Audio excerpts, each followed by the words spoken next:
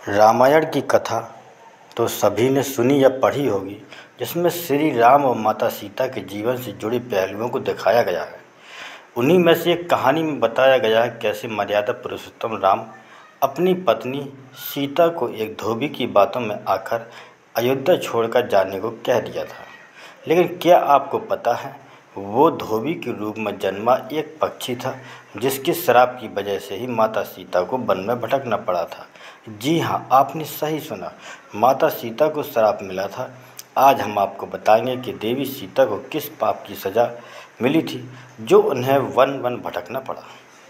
मिथिला नगरी में जनक राजवंश राज करता था। उन्हीं में से एक राजा शीरध्वज थे।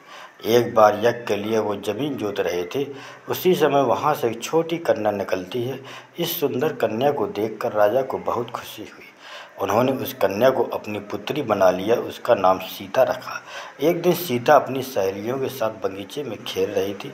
वहाँ उन्हें एक तोते का जोड़ा दिखाई दिया, जो बहुत ही खूबसूरत था। वे दोनों पक्षी एक पर्वत की चोटी पर बैठकर बातें कर रहे थे। पृथ्वी पर श्री राम नाम से विख्यात एक बड़े सुंदर राजा होंगे। उनकी महारानी का नाम सीता होगा। श्री राम सीता के साथ कई वर्षों तक राज्य करेंगे। धन्य है वो जानकी देवी और धन्य है वे श्री राम। तोते की ऐसी बातें सुनकर सीता ने सोचा कि ये दोनों तो मेरे ही बारे में बात कर रहे हैं। इन्हें पकड़कर मैं इनसे अपने जीवन से जुड़ी सारी बातें पूछ सकती हूँ। इसलिए उन्होंने अपनी सहेलियों से उन दोनों पक्षियों को पकड़ कर लाने को कहा। उनकी सहेलियाँ उस पर्वत पर गई और दोनों पक्षियों को पकड़ कर ले आई। माता सीता उन पक्षियों से कहती कि तुम दोनों बहुत सुंदर हो, देखो डरो नहीं, मैं तुम्हें कोई नुकसान नहीं पहुँचाऊँगी। तुम बस मुझे ये बताओ कि तुम कौन हो और कहाँ से आए हो। राम कौन है और सीता कौन है, तुम्हें उनके बारे में कैसे पता है। माता सीता के पूछने पर दोनों पक्षी बताती हैं, एक बहुत विख्यात महर्षि वाल्मीकि हैं। हम उन दोनों उन्हीं के आश्रम में रहते हैं। महर्षि ने रामायण नाम का एक ग्रंथ लिखा है, जिसका पाठ उन्होंने अपने शिष्यों को भी कराया है। उन पक्षियों ने सीता को ये भी बताया। इस ग्रंथ में महर्षि वाल्मीकि ने बताया कि महर्षि शृंग के द्वारा किए गए पुत्रष्टि यज्ञ से प्रसन्न होकर भगवान विष्णु राम, लक्ष्मण, भरत और शत्रुघ्न ये 4 मानव शरीर धारण कर पृथ्वी पर जन्म लेंगे। बड़े होने पर श्री राम महर्षि विश्वामित्र और अपने छोटे भाई लक्ष्मण के साथ हाथ में धनुष लिए मिथिला आएंगे और शिवजी के धनुष को तोड़कर सीता से विवाह करेंगे।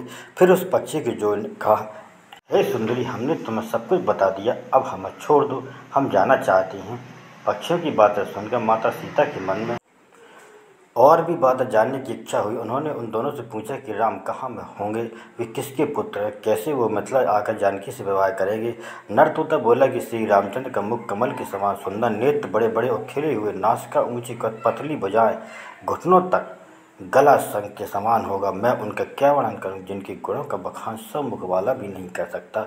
दोनों पक्षी कहते हैं कि जानकी देवी धन्य है, जो जल्द ही रघुनाथ जी की पत्नी बनकर उनके साथ कई वर्ष तक राज करेंगी।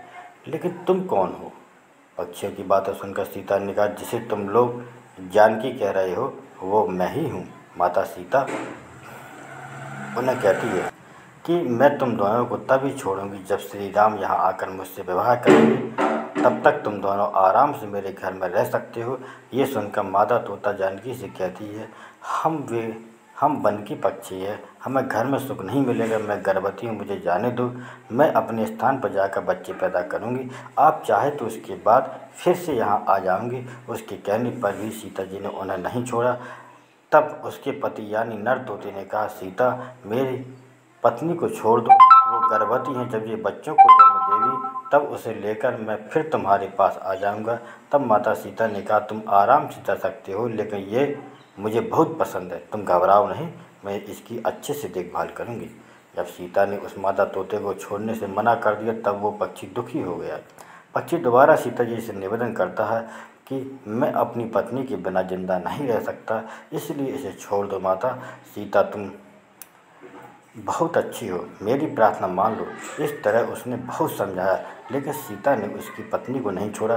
तब मादा पक्षी ने क्रोध में सीता को श्राप दिया कि अरे, जिस प्रकार तू मुझे इस समय अपने पति से अलग कर रही है, वैसे ही तुझे भी स्वयं गर्भवती की अवस्था में श्री राम से अलग होना पड़ेगा। कुछ दिन बाद पति से बिछड़ने के बाद दुख में मादा पक्षी के प्राण निकल गए। पत्नी की मौत हो जाने पर नर पक्षी दुखी हो गया। फिर वो सीता जी से बोला कि मैं मनुष्यों से भरी श्री राम की नगरी अयोध्या में जन्म लूँगा, मेरे कारण तुम्हें पति के वियोग का दुख उठाना पड़ेगा। ये कहकर वो वहाँ से उड़ जाता है। कुछ साल बाद उसका जन्म अयोध्या में धोबी के घर हुआ। धोबी के कारण सीता जी का अपमान हुआ, उन्हें अपने पति श्री राम से अलग होना पड़ा। उस तोते का श्राप ही सीता जी के पति श्री राम से बिछड़ने का कारण बना। इसलिए जब माता सीता गर्भवती थी तो उन्हें पति के से दूर वन में रहना पड़ता था। आपने अक्सर लोगों को कहते सुना होगा कि हमें हमारे कर्मों का फल हमें यहीं मिलता है। इसी कहानी से यह बात सिद्ध भी हो जाती है कि कर्म के फल से कोई भी नहीं बच सकता, फिर चाहे वो भगवान राम हो या सीता, सभी को अपने कर्मों का फल भोगना पड़ता है। आपको ये वीडियो कैसा लगा? अच्छा लगा हो तो एक लाइक, सब्सक्राइब और शेयर करना ना भूलें। Thank you.